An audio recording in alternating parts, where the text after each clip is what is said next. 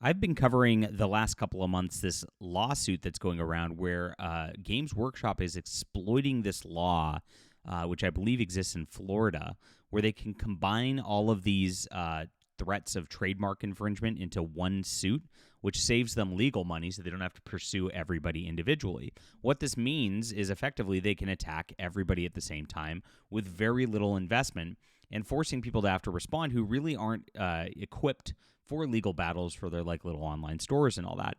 Now, there's been some ridiculous things that have come out of this, and finally Archcast has actually done a big expose on it yesterday, which is raising a lot of awareness to how bad of a company Games Workshop is. These are extremely litigious people. They've done terrible things over the years. Arch has actually been the victim of this. So have I. And it's crazy to watch as all this goes along. So please hit the like, subscribe button as we talk about all things in the culture here, especially with what happens with Warhammer 40K, Games Workshop, and military science fiction. I'm a big military science fiction fan.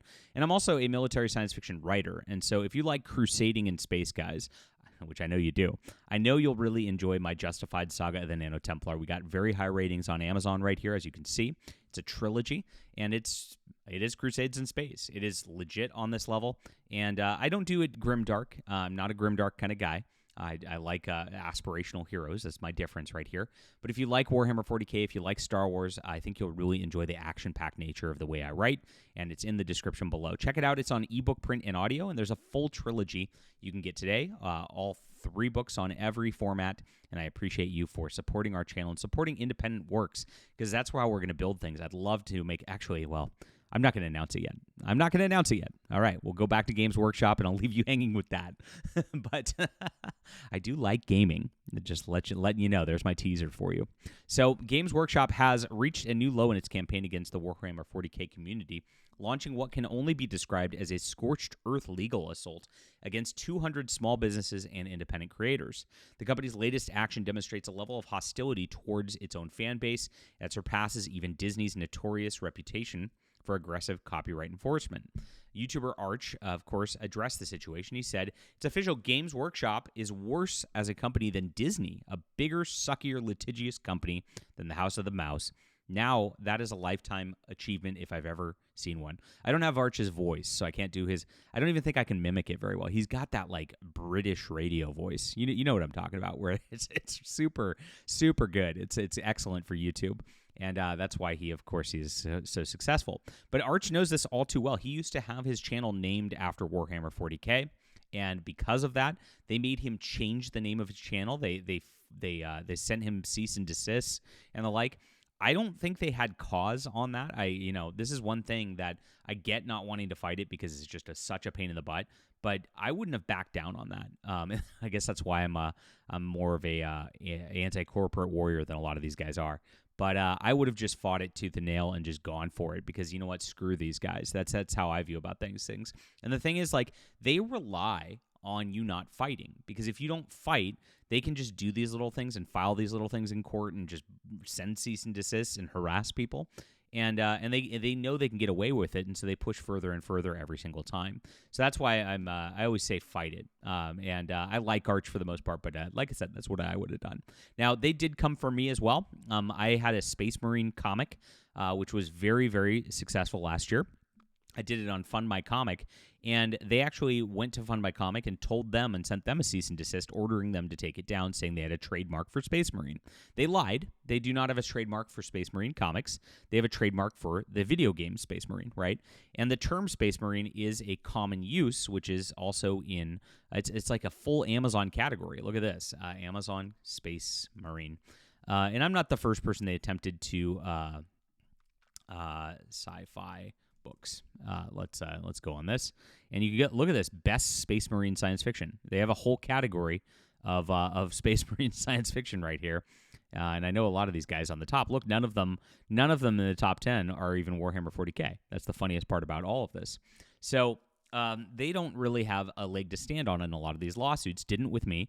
I just ignored them. I told the company where I was crowdfunding out to ignore them, and it was fine.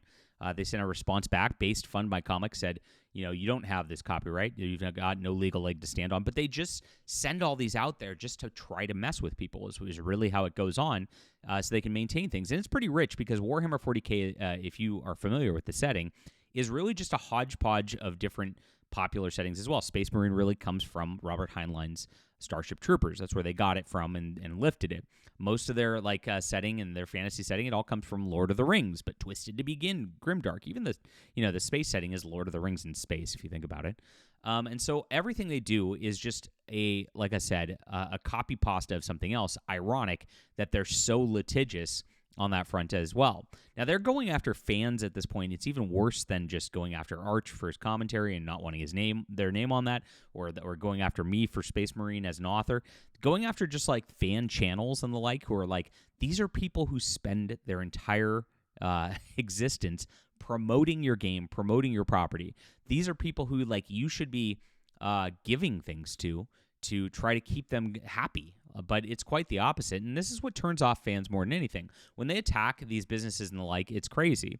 Now, one of them was even a BattleTech channel, right? I covered that a few months ago here, and it was a good BattleTech channel, a channel I actually like, that was hit because of his merch on there, which is actually more BattleTech related than Warhammer related. Another guy got hit, I saw, because he literally had the actual weapon, a Warhammer. He was selling some stuff on Etsy that was literally a Warhammer, and they just used it and hit it because of their brand name for the game. It's absolutely crazy how far they've gone, and I'm glad, like I said, Arch is calling this out for people, because this is a nasty one. And if you still support Games Workshop, I mean, this is what is being supported right now. And he says they sued people selling cup holders that looked mildly grimdark.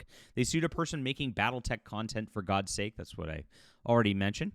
And this is crazy. It's a huge escalation in what they're doing here, and it goes even further. Now, this approach differs from industry standards because Disney actually shows more restraint when faced with fan backlash over copyright strikes over popular fan animations. Despite their reputation for aggressive IP protection, they back down when community outrage reached critical levels. Games Workshop doubles down on its hostile stance, despite the community backlash, which has gone for a long, long time on this. It's like I said, it goes back with me. It goes back with Arch. There was another writer back in the mid-2000s named MCA Hogarth, who also got hit with the Space Marine thing. She actually went to court with them and actually beat them on this. That's how I know they have no standing, because the Space Marine thing's been going on for that long. They've been that litigious for that long, and it's just been absolutely terrible the way that they've treated people. They want hundreds and thousands upon thousands of brain-dead consumers who have no frame of reference to 40K whatsoever, who will lap up anything Games Workshop shoves down their muzzles. Now, Arch is kind of pivoting here in what he's talking about, because that's what they're doing with this whole new pursuit of a modern audience. They really want Warhammer 40K to become a mainstream brand, and they're hoping with the Henry Cavill TV show and the like that they're going to get to that point where it becomes that kind of thing. All these companies are doing this. They care more about that mainstream brand recognition in movies and TVs and big video games like Baldur's Gate than they actually care about their core gaming business or their core comic book business or whatnot. All of that stuff is secondary to the IP farming sort of situation. And when you have an IP farming situation with licensing and the like, you end up having to get more litigious like this to make sure that IP is a spot where it's okay, I better actually pay for the license rather than just making my own kind of Space Marine type of thing here that has the serial numbers filed off, because they want you to know that brand is the way that they can move forward. It's such a nasty system that even the copyright system allowing it to go this far is honestly the problem with the government, and it does stem back to Disney, because Disney's the one that urged the government and lobbied with the government to set all this up so that Warhammer 40K could do this, despite Arch saying that they are actually worse than Disney. This all actually is a problem because of Disney, if you look at it holistically. So that's an interesting thing right there. And he also does say this, again, as they build this brand where they want to have this modern audience and they don't want you, they don't want me. These are big fan channels and the like. They don't want anyone who actually cares about their setting. They don't want anyone who's invested in the fandom, because these are people that complain about their constant retcons, talking about their changes with the female custodies and the like that were going on last year. So as these controversies mount, it just seems like Games Workshop is circling the drain for this just death spiral of a strategy where they just want to become this lifestyle brand like everything else, and of course abandoning their core audience and attacking their core audience. These people who again make fan channels dedicate their lives. These guys spend probably more money on Warhammer stuff than anybody else out there. And it's utterly ridiculous that they do this. Leave a comment down below with what you think about this. Please hit the like and subscribe button. Join us soon, my friends.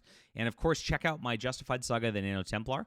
And I think you'll love this. This is great space crusading action. It's available on ebook, print, and audio. We'll be back soon.